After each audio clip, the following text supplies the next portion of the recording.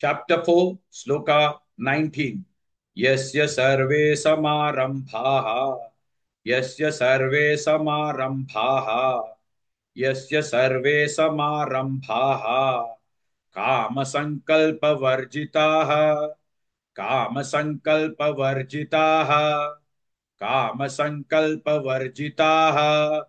यस्य सर्वे समारंभाः कामसङ्कल्पवर्जिताः यस्य सर्वे समारंभाः कामसङ्कल्पवर्जिताः यस्य सर्वे समारंभाः कामसङ्कल्पवर्जिताः यस्य सर्वे समारंभाः कामसङ्कल्पवर्जिताः यस्य सर्वे समारंभाः कामसङ्कल्पवर्जिताः ज्ञानाग्निदग्धकर्माणम् ज्ञानाग्निदग्धकर्माणम् ज्ञानाग्निदग्धकर्माणम् तमाहुः पण्डितं बुधाः तमाहुः पण्डितं बुधाः तमाहुः पण्डितं बुधाः ज्ञानाग्निदग्धकर्माणम् तमाहुः पण्डितं बुधाः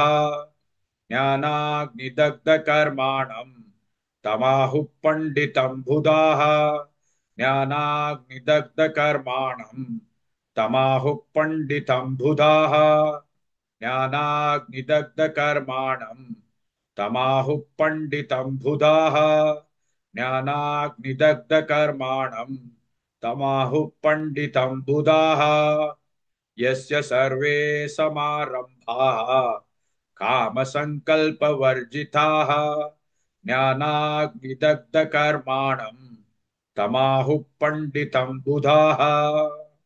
Please like and share this video because you could be instrumental in helping someone around the world recite the Srimad Bhagavad Gita, thereby helping them to have a life of unending opulence, victory and prosperity.